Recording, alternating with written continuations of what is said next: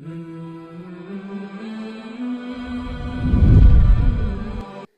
اللہ الرحمن الرحیم۔ شروع کرتی ہوں اللہ تعالیٰ کے نام سے جو بڑا مہربان نہایت رحم والا ہے۔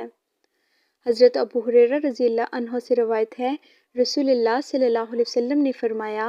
جو آدمی اللہ تعالیٰ کی ملاقات کو پسند کرتا ہے، اللہ تعالیٰ اس کی ملاقات کو پسند کرتا ہے، اور جو شخص اللہ تعالیٰ کی ملاقات کو ناپسند کرتا ہے، اللہ تعالیٰ اس کی ملاقات کو ناپسند فرماتا ہے۔ حضرت ابو ہریرہ کے شاگرد حضرت شریح نے کہا، میں حضرت عائشہ رضی اللہ عنہا کے پاس حاضر ہوا اور عرض کیا،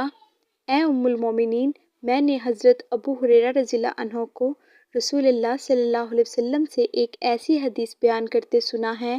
اگر وہ صحیح ہے تو ہم تو مارے گئے۔ حضرت عائشہ رضی اللہ عنہا نے فرمایا، وہ کون سی حدیث ہے؟ میں نے کہا، وہ کہتے ہیں رسول اللہ صلی اللہ علیہ وسلم نے فرمایا، جو شخص اللہ تعالیٰ کی ملاقات کو پسند کرتا ہے، اللہ تعالیٰ اس سے ملاقات کو پسند فرماتا ہے،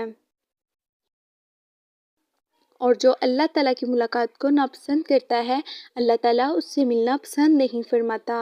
جبکہ ہم میں سے ہر ایک موت کو ناپسند کرتا ہے، اور موت کے بغیر اللہ تعالیٰ سے ملاقات ممکن نہیں۔ حضرت عائشہ رضی اللہ عنہا نے فرمایا، حقیقتاً یہ الفاظ رسول اللہ صلی اللہ علیہ وسلم نے فرمائے ہیں، لیکن اس کا وہ مطلب نہیں جو تم نے سمجھا ہے، بلکہ یہ اس وقت ہے جب نظر اوپر اٹھ جائے اور سانس سینے میں اٹکنے لگے اور جسم کے رونگٹے کھڑے ہو جائیں اور وہ کانپنے لگے،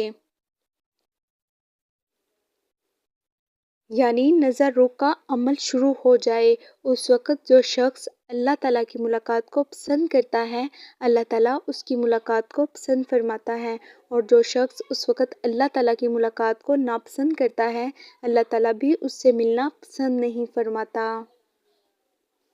حضرت ابو ہریرہ رضی اللہ عنہ سے منقول ہے، رسول اللہ صلی اللہ علیہ وسلم نے فرمایا، اللہ تعالیٰ فرماتا ہے، جب میرا بندہ میری ملاقات کو پسند کرتا ہے تو میں بھی اس سے ملاقات کو پسند کرتا ہوں، اور جب وہ میری ملاقات کو ناپسند کرتا ہے تو میں بھی اس سے ملاقات کو ناپسند کرتا ہوں۔ مزید احادیث سننے کے لیے چینل کو سبسکرائب کر لیں۔ جزاک اللہ۔